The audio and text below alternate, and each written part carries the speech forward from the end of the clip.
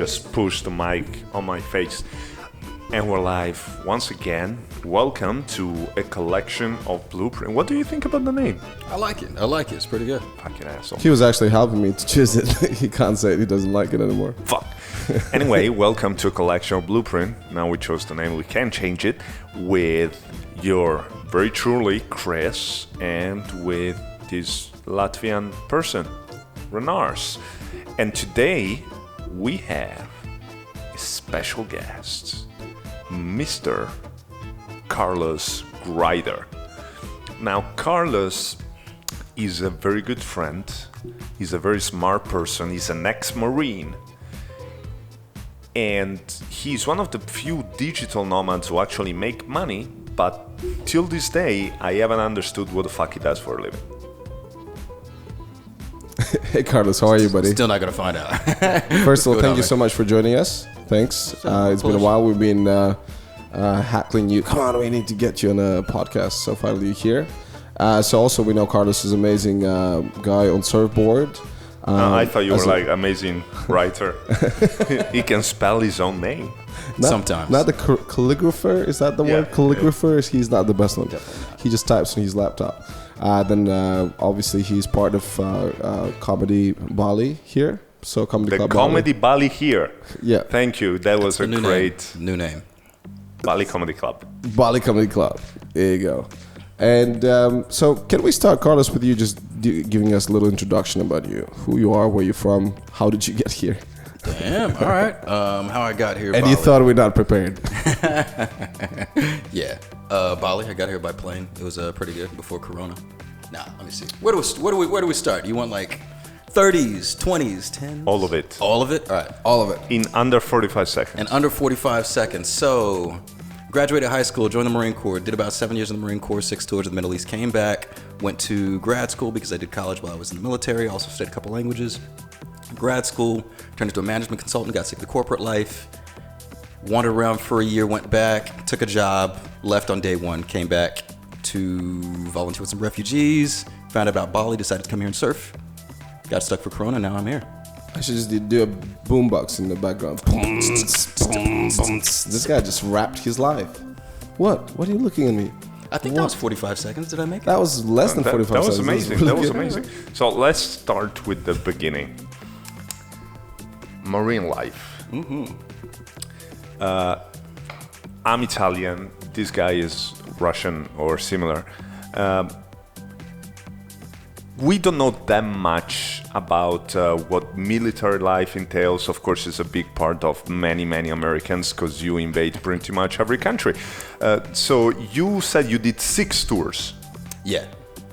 So how long were these tours? And were they in Iraq and Afghanistan, I guess? Yeah. Let me see. I had one at the end was in Afghanistan. That was more of like a pleasure trip, more like vacation. The other 5 were to Iraq. In a resort in Afghanistan. Yeah, pretty much. It's sunny. It's kind of sandy, like the beach. But yeah, it's interesting because this trip that I've taken, which has been like 4 years, it's been in the back of my mind about how the U.S. is seen as like a military power, very strong military power, very active military power. Yeah. Well, it is. The U.S. spends on military funding more than the rest of the world combined. Yeah, totally makes sense.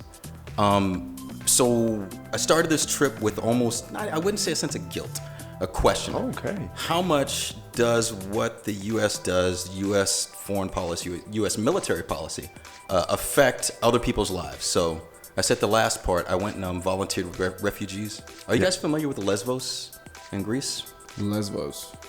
I am. Yeah. I had a couple experiences with Lesbos. No, I I was like, I thought I'm not going to go that low. No, this guy's going to pick up on that. Oh, my God. Okay, so Lesbos, it's an island right off the coast of between Turkey. Yeah. It's like you can see Turkey. You can see Turkey, but it's a Greek island. So it's a place where a lot of refugees, if they want to get into Europe, that way the humanitarian laws. Yeah, there are mostly 2 islands. Well, 3. They can try to either go through Spain, through Italy, and there is a small island called Lampedusa where we put together all the immigrants, and there is Lesbos. Yeah, and there's Lesbos. So like, It's actually Lesbos. Yeah. Cool. Lesbos in Greek. If you say fart, he's gonna laugh. So then, Fart. you see? You started first. Fart? What? You started first. So like going to this, there were refugees from like all of the. No, it's me. It's me. It's kind of ominous. Refugees from all over the world. Clearly, Iraq, Syria, Afghanistan, Libya too. And I was worried that as an American, I would be seen as like responsible for this shit. But when I got there, I actually realized they welcomed me. Like, yeah, and it was like there was a buddy of mine. He was Afghani. At the end of it, he was like, I apologized and stuff. He's like, you got nothing to apologize for. Like, shit was fucked up before you showed up. You guys actually did a lot there, and you couldn't stay there forever. So it's not your fault. We still do some fucked up ass shit, but to be honest, we learned it from Europeans. You guys did it way before we did, and we just followed in your footsteps. The Italians started it with the Roman Empire. True.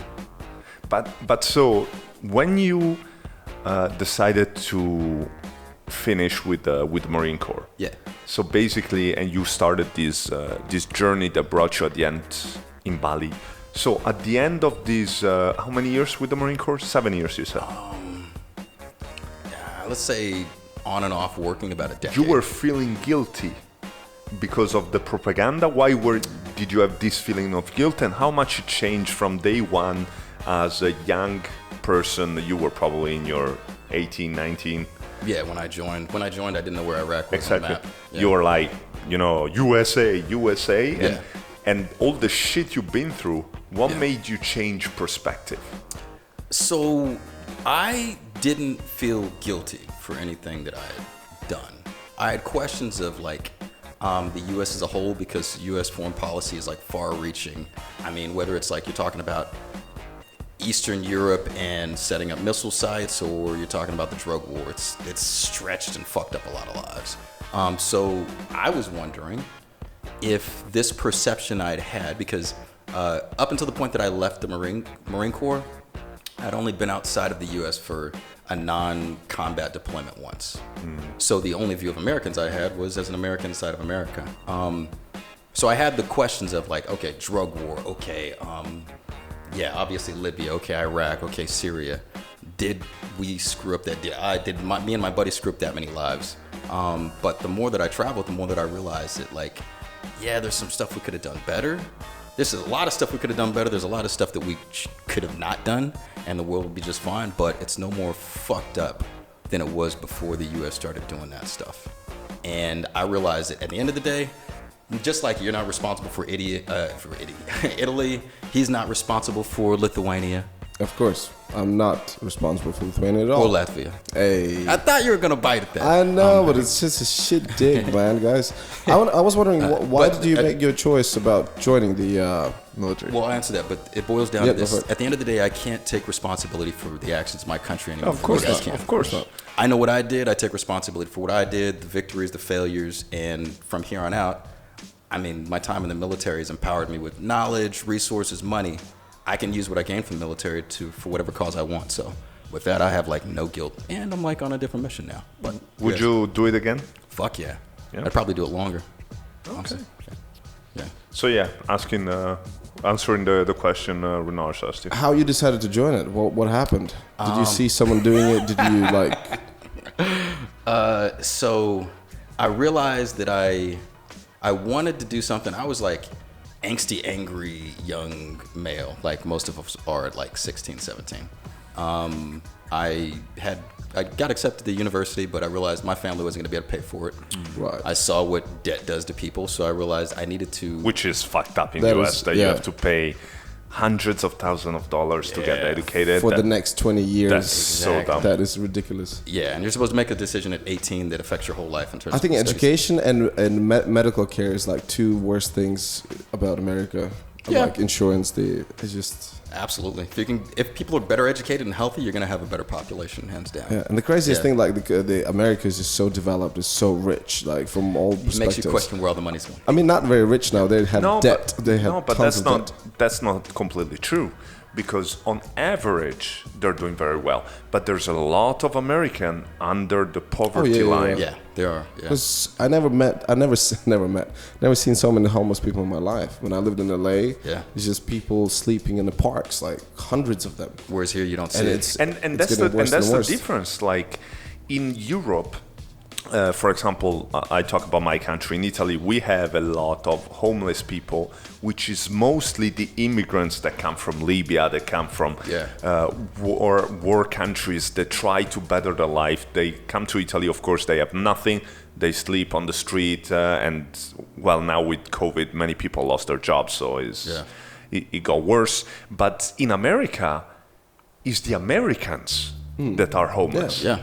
Like in Italy, you very rarely hear of Italian homeless. You know what I mean? In America, it's the Americans, because it's not even the immigrants, because the Mexicans get to work and they find jobs. I think it's family culture it boils down to, because in Italy and even here, if somebody's having a rough time, they will go back to their family's house. And family is going to support each other. Family will support. They could have a mental disability or something like that. They might not treat them the best, but they won't let them sleep on the street. Yeah, Italian families are incredible, actually. Did you know that there was this? This was actually one of the reasons why we did so bad with Corona, because the families were so tight. Oh wow! And that's why we got so fucked up, and we killed all our grandpas.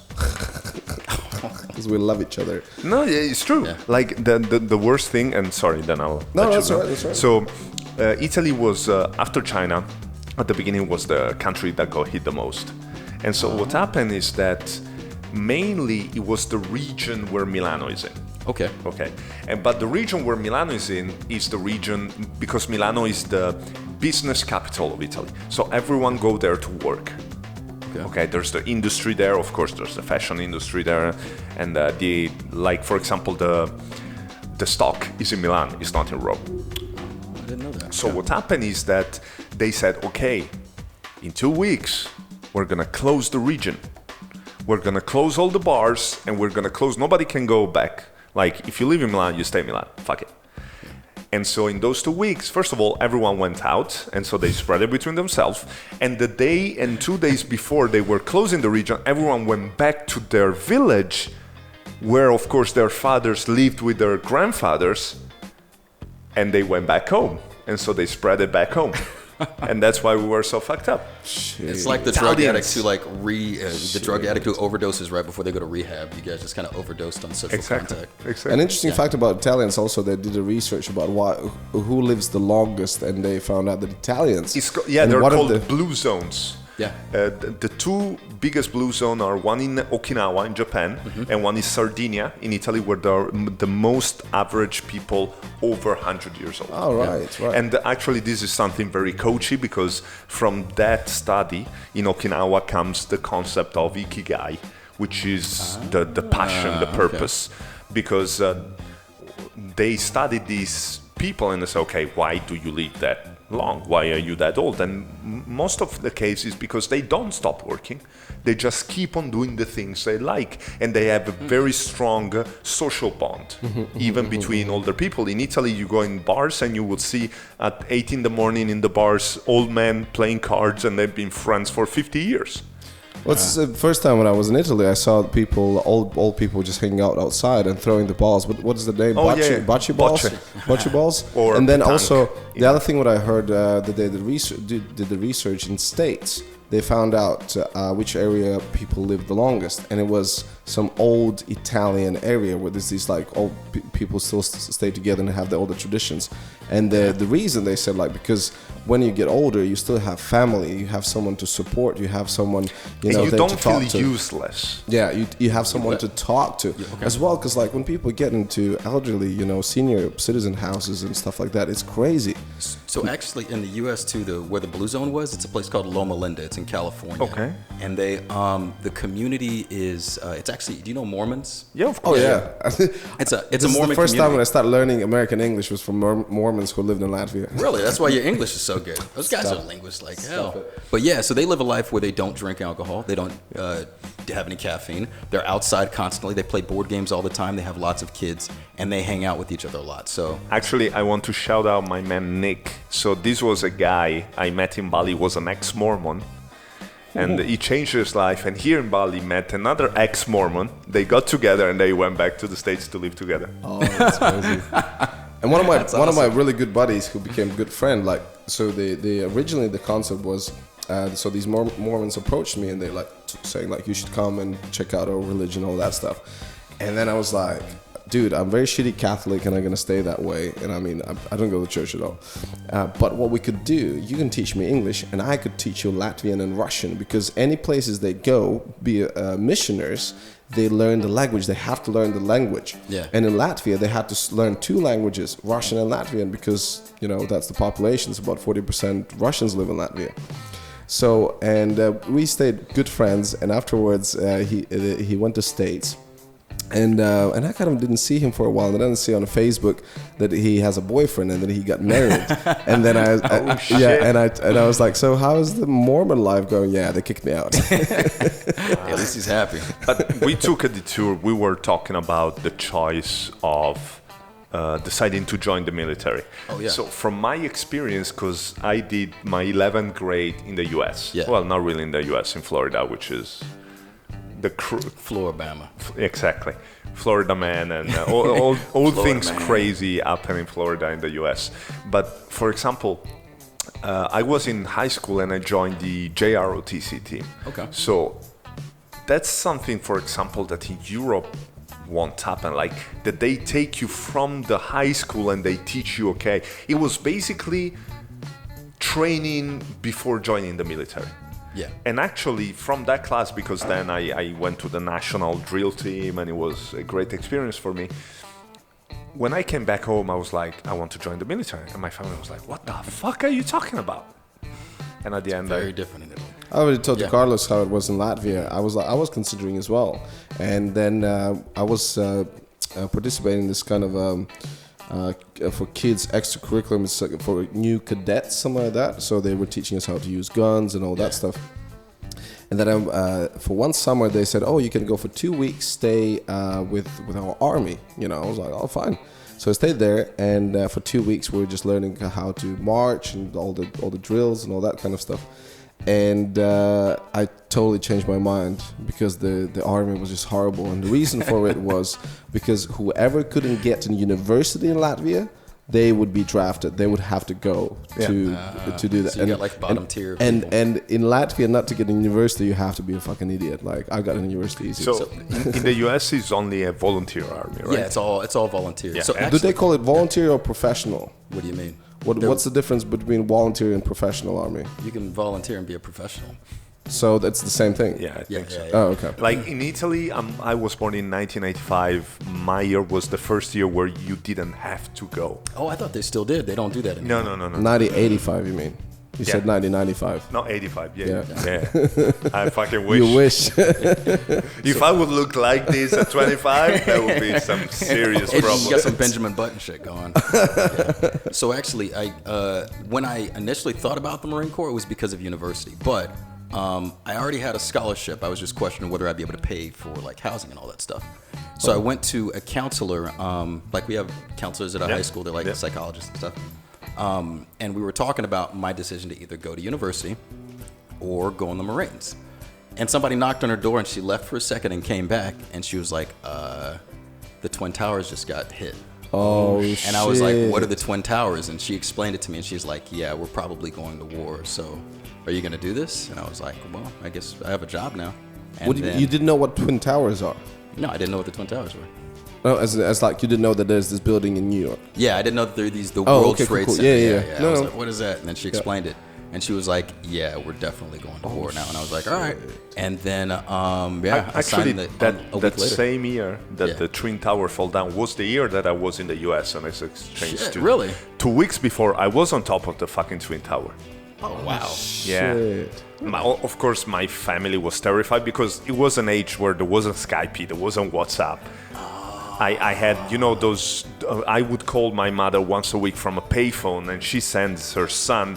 And after 1 month that he's in the US, this happens. She was like, yeah, you have to come the fuck back home. I was like, nah, it's cool. I mean, now it's the most safest place on earth because they already did it. Like, I remember the day after the plane were like for free, basically. New York, London. Yeah. But then I was in Florida where there was anthrax, so it was Florida man too. Yeah, it was a shitty here. But yeah, what I witnessed is that basically 70% of the people that were like of age, they left for the military. Yeah. I mean, it was like somebody does an attack that of that scale on your home soil, then you're like, fuck yeah. So everyone's gonna get all patriotic and so after 7 years in the military, you made a complete switch, and you. Well, I shouldn't say made a complete switch, because it's not like you were killing civilians and that you were helping civilians, but you decided, okay, let's do some volunteering in Lesbos. Yeah. It's like it was like I said, it wasn't out of a guilt thing. That was the question of should I feel guilty, but I hadn't been outside of the U.S. to see the alternate perspective. It was more out of the idea that okay, I left the military with a college degree when most Americans had to pay, and they paid for graduate school, and I've still got like 2 years left on that. Because my ancestors were fucked. I was lucky enough to be born in the U.S. where I make more per year than I don't know, a lot of people. I make more per month than a lot of people do for a year. Used to. So I did nothing really to deserve that other than being flexing lucky. Now. Yes. How much you make? Huh? How much you make? We're not going to talk about that. That's a question super weird, because in the US they just talk about it. Oh, I make that. In Italy, if you ask somebody how much you make, it's going to take it as offense. It's like taboo in the US too. I don't even know how much my brother made. Like my brother would never ask me how much you make. I'll be like, what the fuck do you want? And then you say they always say per year. They don't say like per month. Like in Europe or in Latvia, there was always going to be per month. How much do you make a month? In States, yeah, but like 60 in grand England, a year. it's like per week, right? No. They. Oh, you're serious? I thought you were like, for example, with the football player, when they talk about the wage in the rest of the Europe, they talk about monthly wage. Well, football players just have too much money. No. But in England, they say, oh, he makes £100,000 per week. I'm like, what? No, it's year as well. UK year as well. They say like how much you make a year. Anyway, he's loaded. But base of it was, I was in a pretty good situation by no doing of my own. It was just luck and saying yes in the right circumstances. Does the Marine Corps and the Armed Force in general pay good? What do you mean? No, they paid horribly. Like, okay, so you made money after you left. Yeah, I made money after I left, and even I could save, and we were treated better. I didn't die. I left with all my limbs. So when you boil it down, I was really lucky and fortunate. So the volunteering was more of like, there's got to be some balance in the world, so let me see if I can go use my skills or whatever to help people out.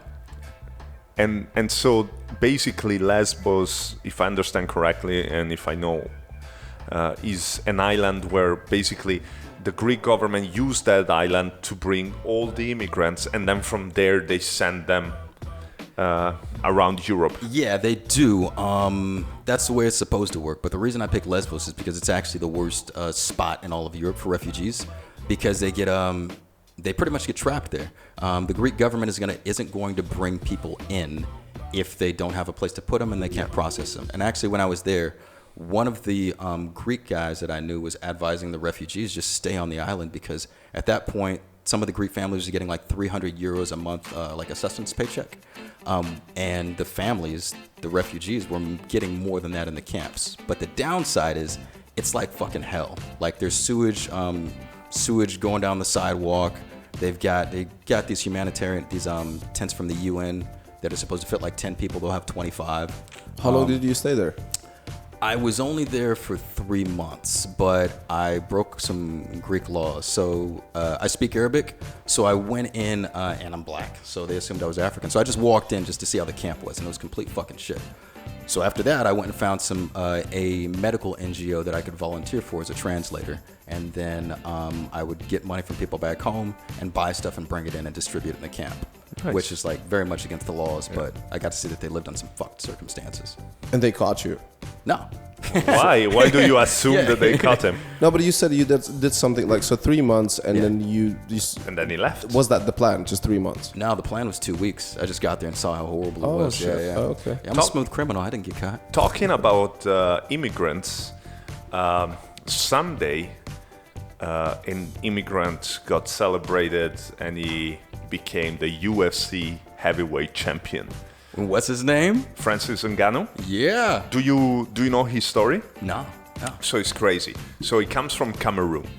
Till the age of 25, he was working in a sand mine, shoveling sand 10 hours a day, every day. Fuck. So he was like, you know what? Fuck it. I'm 6'4", I'm fucking huge. I'm leaving. I want to become a boxer. So first, it took him 19 months from Cameroon to reach Morocco. Yeah. Because the only property he had was the clothes on his body. Yeah. That's it. Then when he was in Morocco, he tried 7 times to go to Spain, and 7 times he got caught with illegal boats, and 7 times he got brought back, because that's what happened. If they caught you with an illegal boat, they brought you back and they leave you in the desert, in the Sahara. He survived. He was living at the edge of the woods, like hunting for food and stuff. Then he finally get to Spain. In Spain, they arrest him. He stayed 3 months in prison. Then they released him. He finally get to Paris. He became a homeless person in Paris for 1 year, until finally he managed to join a gym. Within 5 years, he has the first UFC title shot of the first day of training. Within 5 years, he has the first title shot of the first day of training. He loses the title shot. He goes on a rampage, like actually loses the first fight, because it was the first time that he didn't completely mold the opponent. So the next fight, he threw like the least amount of strikes in a UFC fight, because he was just scared. But then he goes on a tear. He knocked out 4 opponents in less than 3 minutes combined. Wow. And on Sunday, he had the title shot, and he knocked out what was considered the GOAT, the greatest of all time in the heavyweight division, and he fucking murdered him. Now, like, think about his story. Now he's on top of the fucking world, literally. And 10 years ago, he was shoveling sand, and he was like, you know what? Fuck it. I'm just gonna... That is incredible story, but the thing is, like, he already repeated it second time, because we did it in the last podcast. Did I say last time? The same story, and this time it was much longer, and there was some facts were changed and stuff like that. Well, no. Okay, but we did it with Jilly. But I'll jump on this with that. So what you're talking about right now is exactly why I wanted to go volunteer. Of course, there's a possibility of guilt, but that guy, he is made of something we're not. He's a mutant. He's special. He's got so much, but he's stuck in hell. He was stuck in hell until he decided to walk out. So think about if you just took $20 and handed it to all of those people like him. What would happen in the world? What kind of butterfly effect in a positive way? Like when I was in the refugee camp, there were these 2 cats, young black guys. They were from Congo. So they did the same thing. They were trying to get the fuck out.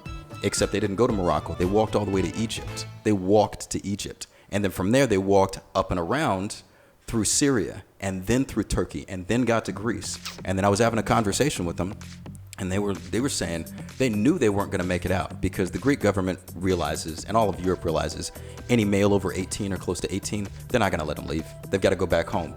So all they wanted to do while they were there was rest and learn English. And then they were going to go back to Congo. Wow. Somebody that's that tough could take over the world and do anything. And some of us, like me, sit on our asses and just wait. Well, in Bali, there was, he now left, but there was a coach. But he's a great guy from Steven, from Togo, who walked from Togo to South Africa. Fuck. Yeah. And then he made it. Anyway, end of the first segment. Yeah, good. What made you say, you know what, corporate life is not for me?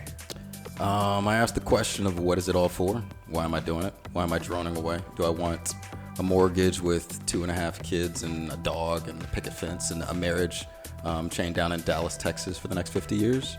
If I'm not doing it for that, then why? Am I going to get rich, do lines of coke and hookers? If I'm not doing that, then what the fuck's the point? And decided to leave because there's another way you can get it. If it's money and, I don't know, an end state aside from those, you can create it a different way. And that's what I wanted to ask you, because you found a way. You got out of the corporate machine. Right now, from the outside at least, you are living the dream because you are location independent. Yeah. And you are doing exactly what you want, and still you're making bank. Yeah. So, for example, for the people that might listen to us, for example, my mom and his mom, those are the people who listen to us. My mom wouldn't understand. Would your mom understand English? No, but she watches me, okay? Because she loves me. She loves her baby. And they were like, fuck. And that's the thing, is all these collection of excuses that prevent you from... Is that what the name of this podcast should be? Yes. A collection of excuses. Collection of excuses that prevent you from doing what you want. And I think I already talked about this as well, but it's always like this. You heard it thousands of times. I heard it thousands of times. Renars doesn't have friends, so probably didn't hear it. I never heard it before, no. Like, everyone is like, oh, you're so lucky you're in Bali. It's not about being lucky. It's about making choices. Yeah. So, what would you suggest? How can people become like you, which means they are location independent? And you actually, you're a writer, right? Yeah. I write at my site, abrotherbroad.com. Am I allowed to say that? You Yeah, of course you are. Absolutely. Yes, do it again and slowly. abrotherbroad.com. It's all travel, fitness, adventure-related stuff. Yeah, you also have your Instagram handle. What is your Instagram handle? a.brother.abroad. Look for the black guy surfing. Like 10 of us. Actually, when you first told me that you made money through a blog, Yeah. I was pretty surprised because in my mind, which was completely wrong, this was like a solution maybe for the 2000, not the 2020. I thought that now you had to be a YouTuber, you had to be a podcaster, but apparently not. No, I mean, it depends on, I guess, what you want to do, how you want to make money. So when it comes to blogging, everybody says, I think like the best time to be a blogger or start blogging was like 2012 or 2016. And the next best time is now. Okay. Everybody thinks of a blog as the way it started. It's just a journal that somebody's like vomiting their thoughts on and their emotions and stuff that's pretty much useless to everybody. That's what it was back in like 2000, 2002, right? But these days, everybody lives online. Even when we're in the real world, we live online. How much time do you spend on social media? How much time do you spend reading posts, whether they're blog posts or anything else? Most of your purchases, especially in the US, happen online. So the things that we had that were in the real world before are now online. This includes the magazines that we used to read while we were taking a shit. Those are just big blogs now. The stores we used to shop at are digital stores online, which are websites with a blog attached. So a blog works the same way. It's essentially digital real estate you can use for any way that you Digital real estate. Yeah. Oh, I like it. Snazzy. Yeah. So like your favorite magazine, your favorite magazine, paper magazine, it was probably financed by ads. Yeah. They wrote an article and they would get an ad and the ad would pay for a portion. That's exactly what my site does. So there's no difference between that and like Outside Magazine or GQ. In addition to that, there's this thing called affiliate marketing, which sounds spammy and scammy as hell. Don't buy any courses on it on YouTube because they're all bullshit. Anything that I recommend on my site that I've tested myself, like the bag I've got outside, like the shoes I have on, if people click on a link on my site and it takes them to the site, I get a commission on that. It's like the most honest form of marketing that you can have if you're not. So, for example, when I go, I recently did Google research about books, for example. Yes. And they were like the top 10 book about this area. Those link are affiliate marketing. Exactly. Okay. Yeah. The same way when you used to go to a bookstore and say, hey, what book should I get? You're essentially saying, hey, Google, what book should I get? Yeah. And they say, oh, our sales rep at this blog Yeah. will help you find the book you want. And that person recommends it. That person is a sales rep. It kind of muddies the relationship that you have with a blog. Like, should I trust them? Is this done out of self-interest? But yeah, so it can be as honest or dishonest as you want it to be. But for me, it's an honest way to make a living doing what I like to do. Yeah. And it's pretty cool. I mean, digitalized, it's just like so much faster, and you can get so much more information, so many more books. And it's like if you compare, especially if someone is from a small country or like small town, whatever, this is the big store, all I got. Online, you get there, you get access to everything and the best, whatever is in the world. Yeah. And that's fucking amazing. So why not represent yourself and your passions, whether they're gymnastics, how to be a stuntman, comedy, by starting a site in which you're the sales rep and you're the coach and you're the consultant and you're all of that stuff in this one digital shop. Yeah. Yeah. It's pretty cool. And how did you started it? Like what happened? I started, when I first started traveling, I started a blog for it to be like what everybody thinks of, just like regurgitation of my thoughts, just vomiting my thoughts. Was it more for just for yourself, or Yeah. you actually were thinking that could eventually become something you want other people to see? So I have this idea. It's called the Adventure 8. It's like 8 activities, 8 adventures that I plan all my travels around: surfing, motorbiking, skydiving, free diving. And I couldn't find enough stories to read about this stuff that were like short, easy to digest. So every single time I went on an adventure, I would write a story about it. Like I motorbiked the Ho Chi Minh Trail, wrote an article series about that. I hiked to Everest Base Camp, but I got kind of bored, so I decided to do it like twice as fast as you should, which is like kind of dangerous. So I wrote a story about that. I started by writing things that I knew I wanted to read when I was back in the real world, or I could read, and they gave me motivation. When I got back to the real world, and I was almost going back into the corporate system, then I found out about like programmatic ads and affiliate marketing. So I just layered that on top. So at the base of it, it wasn't meant to make money.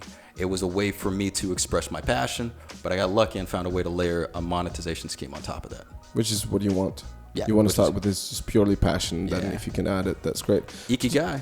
Did you ever thought about doing like a video version of it, an audio version, or would it always been writing? Yeah, I thought about doing a video version. The problem is video takes so much time for me, because it's not like I'm not used to doing the editing. Look at him. I can't. Can he be trusted? I mean, I don't know. I'm kind of sketchy. If I read and then I read at the bottom by Carlos Greider, I'm like, oh, this dude is cool. But if I look at him, I'm like, for video, that's totally different things. Like you need to understand how to. I mean, even now, even though they said like, it's quite easy to do that. Even the basics to edit, it takes time. All of that takes time. Yeah. But I mean, a lot of people can't write the way you can. No, but that's the thing. Like the thing that you told me about your blog and what you do, it's not just as simple as writing. Like a lot of research also goes behind it. Yeah, of course. Yeah, I've been working on. I did the statistics post I was telling you. I wanted to find out what jobs digital nomads did that were actually surviving. If you want to tell that to our listeners about that statistic post, what you told to Chris, so he's doing it. Yeah, is it? Yeah, so I was everybody like I get emails about stuff all the time through my site, and the biggest question people have is how can I pay to travel like you do. And the first thing I say is don't be a fucking blogger because it's not going to work out for 99% of people, but there are a bunch of other ways.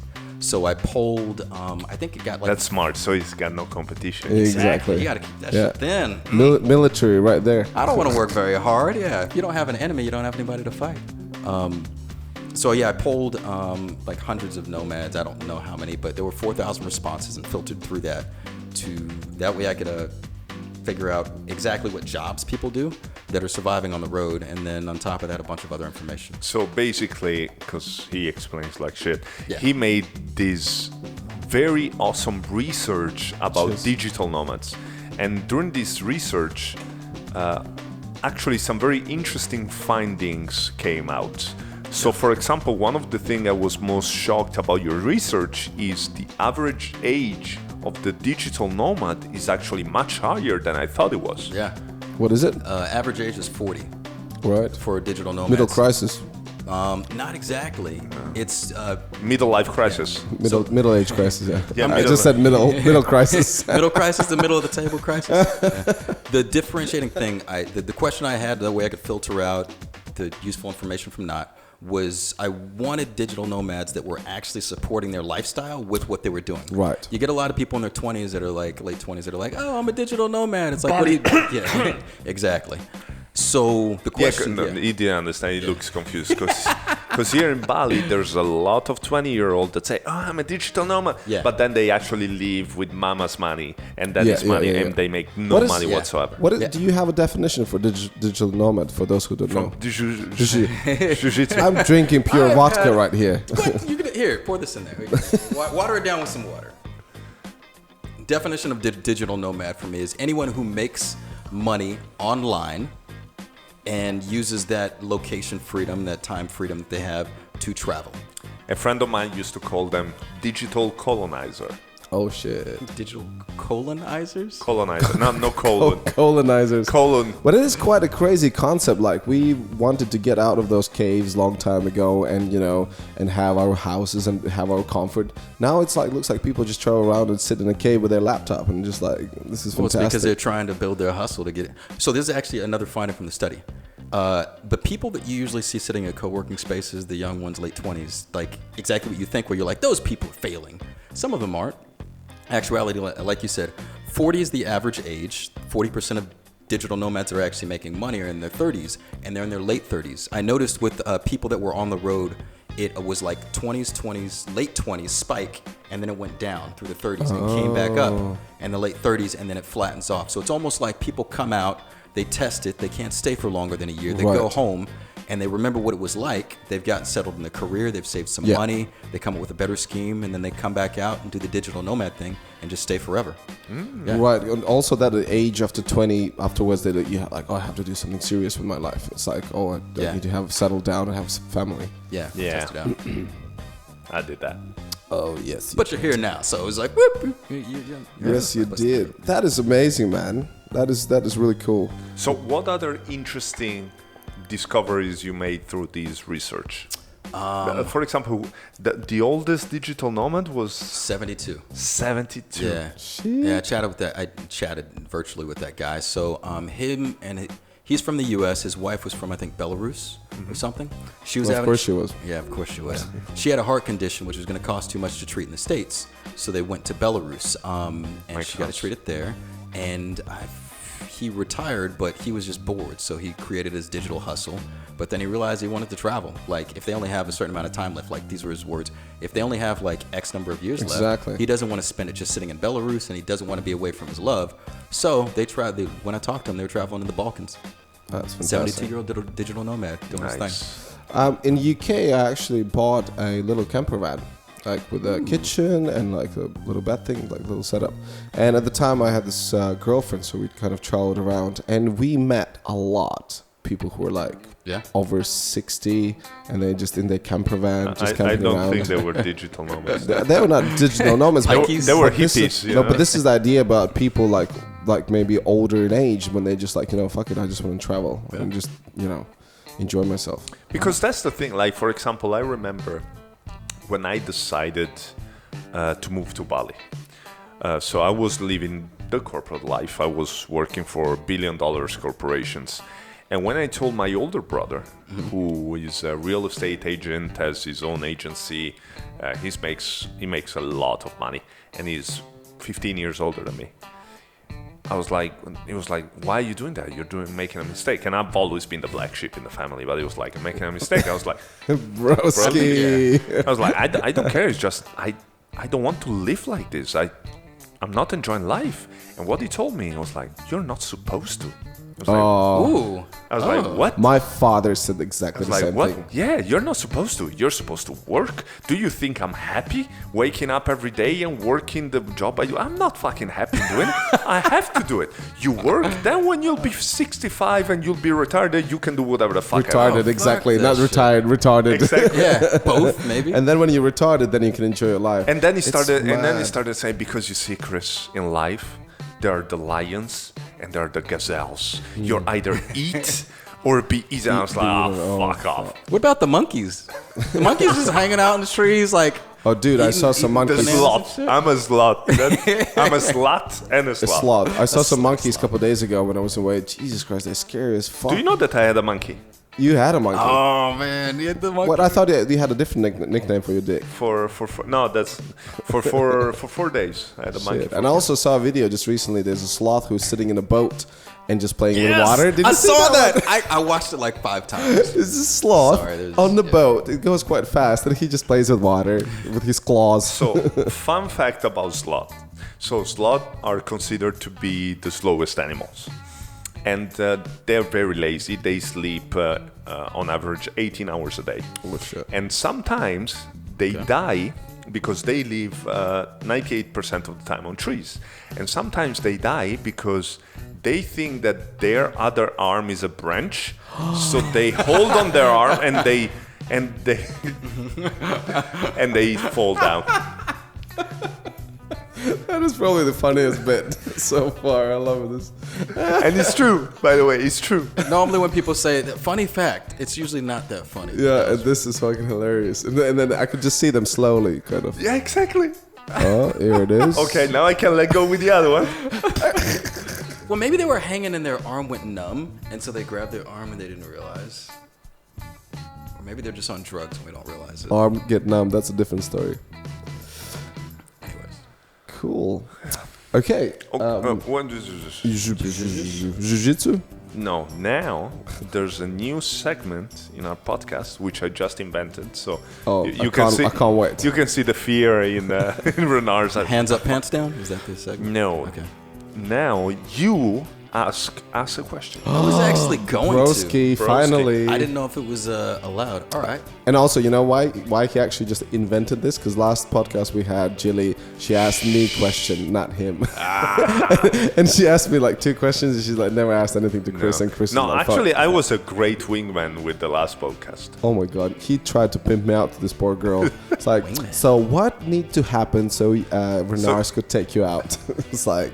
Okay, so my question is Not gonna now, happen. Carlos, what need to happen so Renard can take you out? I hope you have that American Express, that black Way American more Express. vodka, way more vodka. Why? Okay. Don't ask us why we do this podcast because we have no idea. I'll ask you that in a few episodes when you actually figure out the why. Yeah. How did you guys end up on this path? 45 seconds or less. You Here, start. here, You go. specifically in go. Bali. How did You you go. end up in Bali? As best as you can summarize it. 45 seconds or Okay, less. so at the point I split with my wife. I was living alone. I was like, okay, I need to get the fuck out. I was working for this great company. I find on LinkedIn this job as a sales representative, part of this sales task force for this great, amazing company. I do the first interview, second, third, fourth. I got the job. And the job was supposed to consist in me traveling every month into a different country, in staying in 5-star hotel, great pay, This great. story is going to be way longer than 45 seconds. But it's good. Oh my god. And I was like, couple okay, times. that's I'd fantastic. be sold.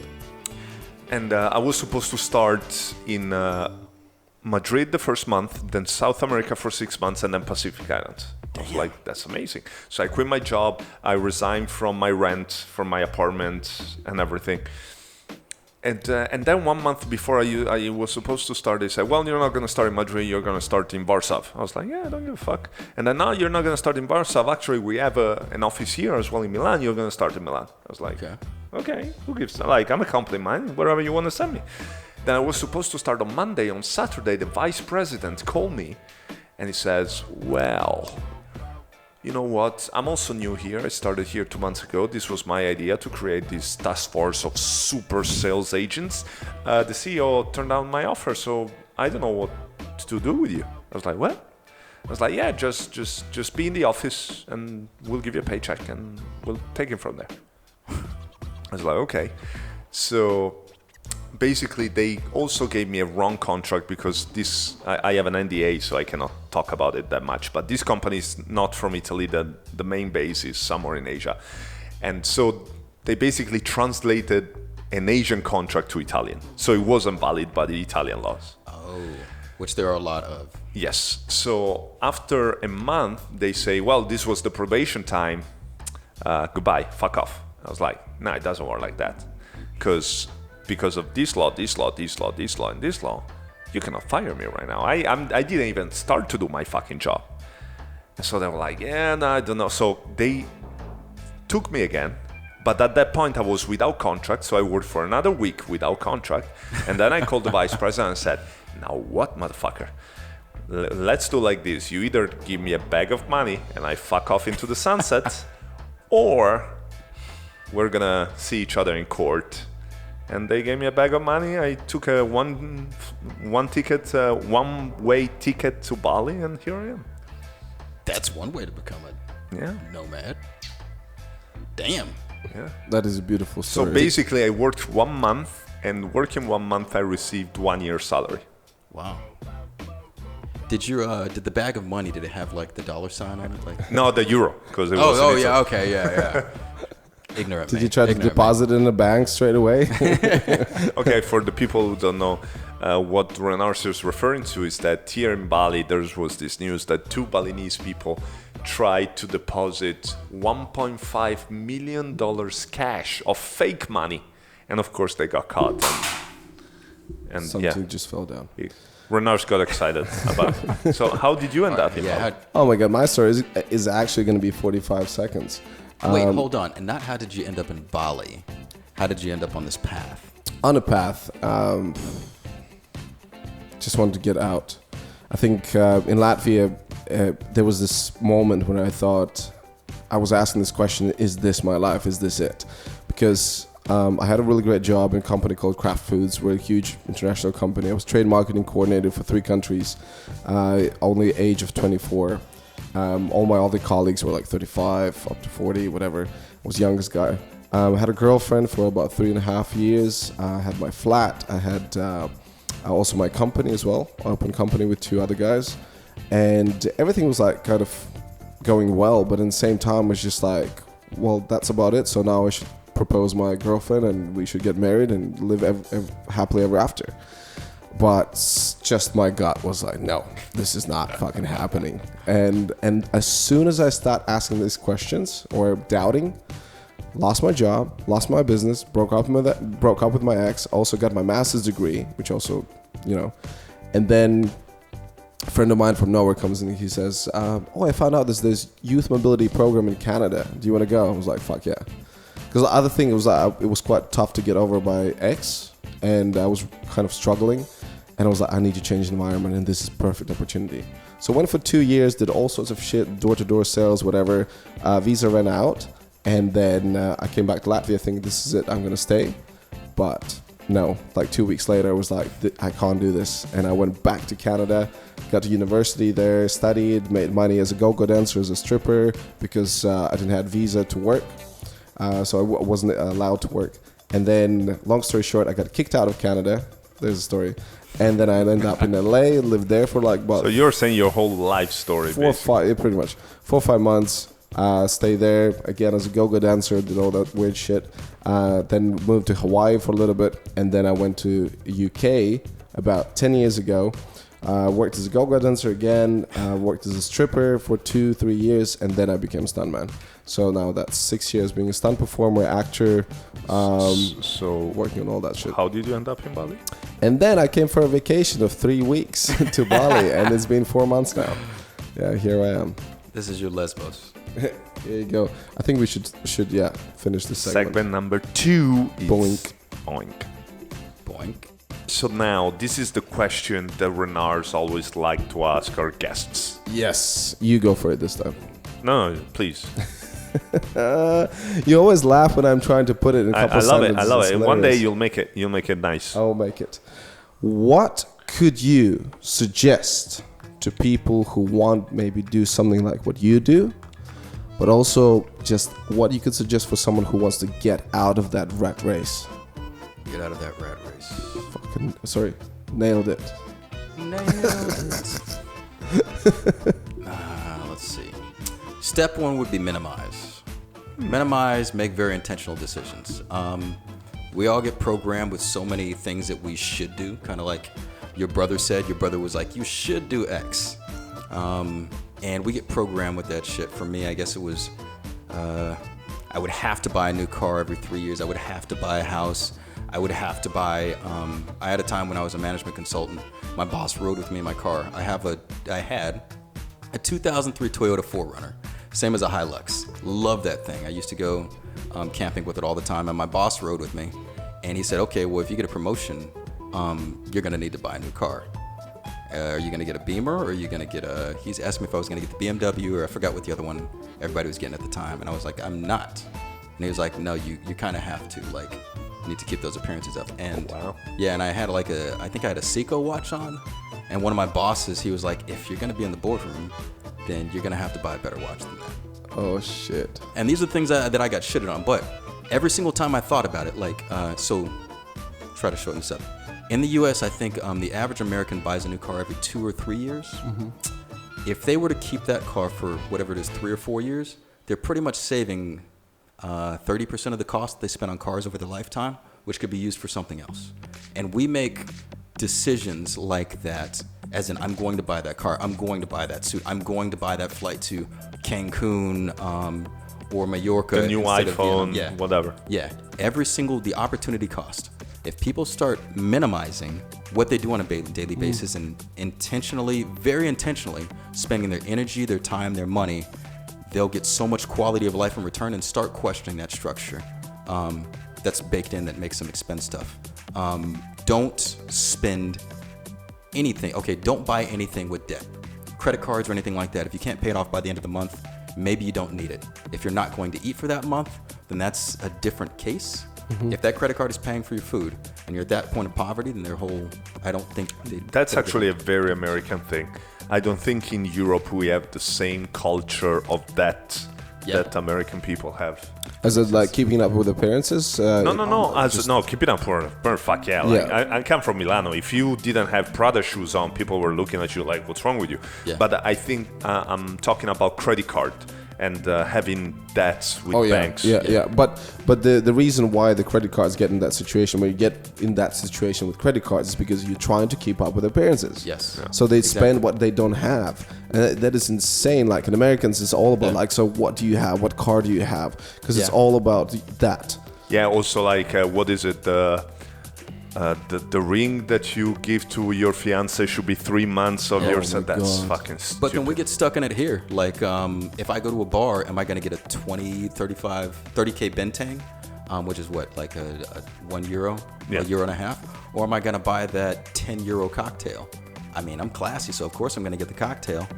5 of those in a night. How much have you given up? How much of your life? How much of your time? That is the main reason I don't go clubbing. I think it's it's a place where people get trapped, like stupid people get trapped. That's my opinion, because you get overpriced with all, like, how much you overpay for it. If you do it consciously, it's okay. Yes. But the thing is about Bali is that Bali is a trap, because tourists, and I've seen this with a lot of people, they come here, they have a little bit of money that came from their corporate life or whatever, and they say, oh, Bali's so cheap.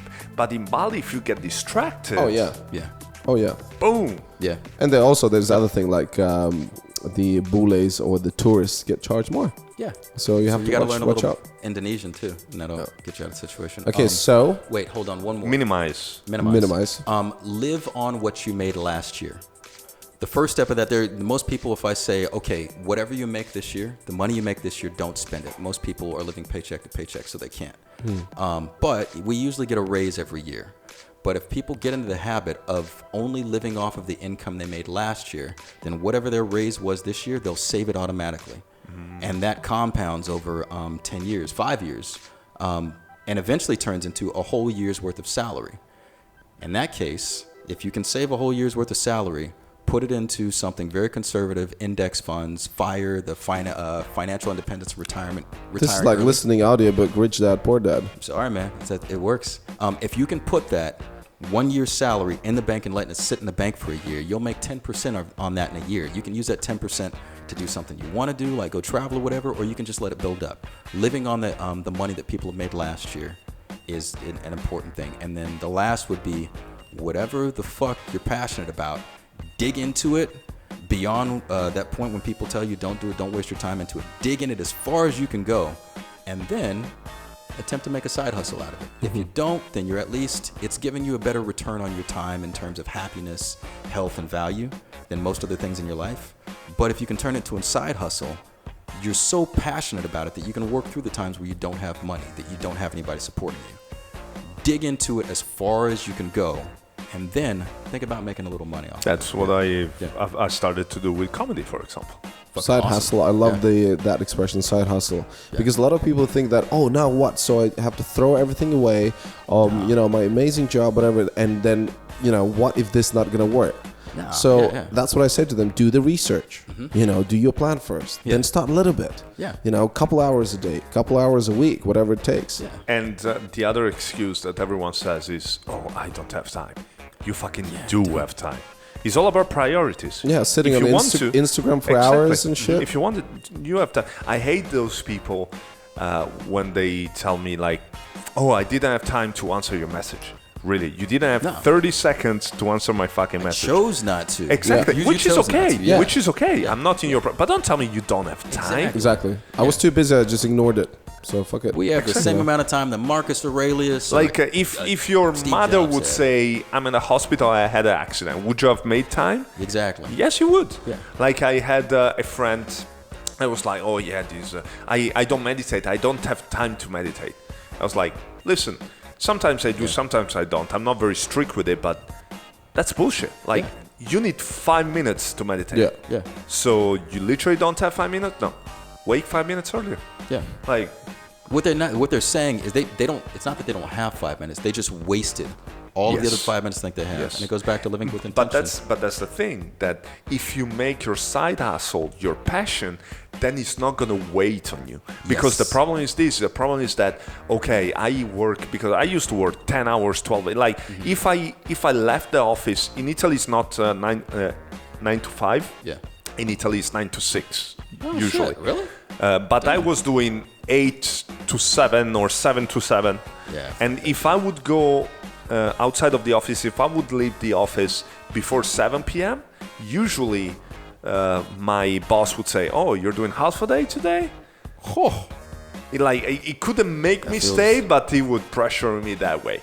And I was always the first, because I'm a morning person, I was always the first one in the office. Sometimes I would wake up and I would be there from 6 in the morning or 5:30 in the morning. Damn. But that's the thing. The problem is that many people say, I'm already exhausted. And the reason why you're exhausted is not because of the work you do, but because you hate the work you do. Yeah. So you come back home and you're in a bad mood, you're exhausted. And that's what I used to do. I used to come home, I used to fucking empty the fridge, and I used to feel sorry for myself. Yeah.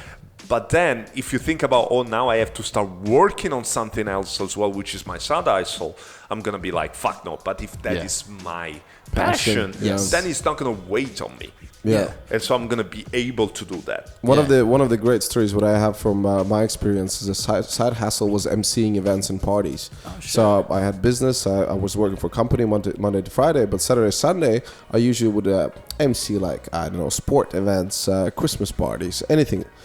Corporate events, and I did it for about 3-4 years, and I got to the point where I was hosting up to like a couple thousand people, big events. Damn. And then I remember this was a huge challenge for me because agency said that, oh, the guy who's supposed to do it, he canceled in the last moment, and he was like a very well-known actor or / television person, basically, right? And they always had him, and it was about 3,500 people. Right, there was a huge events with the parades and everything, and for 3 days I was with a radio mic and just walking around this whole thing and just organizing everything. And the first day was that people were coming over. Oh, where's this other guy? Who the fuck are you? And you know, like, who are you? And then I was like, this is gonna be crazy. But in the end of the first day, people were like, oh, you're actually pretty good. Second day, oh, you're actually funny. Third day, you're better than the guy before.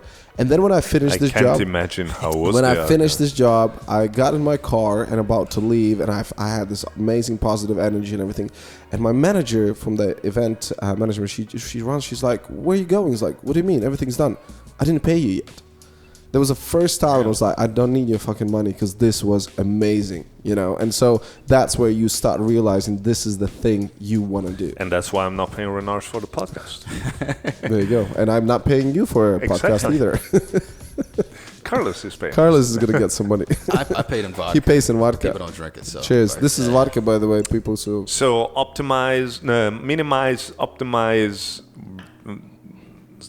Yeah, that's it. Is it life coaching? I was thinking about the third one, but I couldn't come up with nothing. Stimulise. Stimulise. Yeah. Remember, minimize, optimize, stimulise. Stimulise. So one more though. Don't be afraid to break everything in your life. Because even with your story, my story too. Like there was like some stuff layered in there with PTSD, and I just bought a ticket at the last moment. We all either had things just break to the point that they seemed irreparable, and we decided to take the step in the only direction that we possibly could. But we could have broken everything ourselves before. Yeah. Yeah. Because that's also the thing. In your life, you're going to be at the point where you're responsible for other people, and that's okay. Of course, if you have kids, you should be responsible for them and everything. Yeah, that's different. But you have to consider that all the suggestions other people tell you, at the end of the day, they don't give a fuck. At the end of the day, if you're doing shit, it's you who are doing shit. If you're doing great, everyone is trying to jump on the bandwagon. Yep. And that's the thing. If people really, and this seems cliche, but if people really care about you, if they see you happy, they're going to be happy for you. Exactly. That's just like about relationships. When you break up with someone, when you actually care about this girl, with guy, whatever, is that you, as long as they're happy, you're happy for my them. ex-wife is one of my best friends. I'm so happy that now she's doing great. She's very happy that I'm doing great. That's impressive, man. I don't know how you've managed it. I wish maybe you need to write a book, become a relationship coach. And she's even Russian, which is... you need to get a medal for this, man. But that's the thing, like, because also many people... And some people don't realize it, so I don't think they do it with malice, but they don't want you to succeed. Yeah. Because like, Crabs in a bucket. if you're my friend, and you will see when you start getting successful, like if we're friends and we're both miserable, is like broski. It's like, yeah, we're broski. Then I start seeing you doing great. And I'm like, yo, what the fuck? It's like almost I break a code because you're not as miserable as I am, and so you should be because we're friends. Like, what the fuck? It's a human nature. It's hidden somewhere in there that it's like also knowing that someone is going to get better, and it's kind of intimidating as well. Like, so, he makes much more money and he does that. And that's that, why and there's that. also all this, why do you do this? You're wasting your time. Yeah. And then when you make it, it's like, I knew it. Dude, so I had this one time where I get it all the time. I tell people, I'll tell people I'm a blogger, and they're like, what, you can't do that. You don't make money blogging. So I usually just don't tell people. I'll just like roll with whatever. Perfect. So there was this one cat. I told him, I was like, yeah, I blog. He's like, what? You do that? Nobody makes money doing that. Why would you do that? And I just kind of sat there and listened to him. And he's like, so, like, why do you do it? And I was like, dude, you're here on vacation and I live here. And I'm going to Japan like in 3 days. So, yeah. And then he stops for a second. And then he says, wait, how do you do that? But his first reaction was that shit, if you can't do that, you shouldn't do that. Why the fuck are you doing that? They try to put you down all the time. So actually what you said, that those 3 things, which is minimize, side hustle. Yeah. That was the third Follow your thing. passion. What was the second one? The side hustle. Follow your passion until it turns into a side hustle. Yeah, Minimize. and the third one, don't be afraid to break stuff. That's Carlos's blueprint, which is actually, I love it. It's amazing. Right there, we can actually summarize it and adjust it to what we are here about. That's pretty cool. Yeah, that was almost English. I think that with that, we're done. My name is Chris. Here we got Renars in the house. You need to stop wearing the hat, though. But look at what is under the hat. You need to start wearing the hat, though. do you want to see this? Look at this. And we have Carlos. So Carlos is a great dude. Thanks for having me. A brother guys. This is awesome. abroad. This is amazing. I can't wait to have you back on the show. And remember to clean your room. Every day. Yeah. Bye. No, every day's too much. Boom, with that.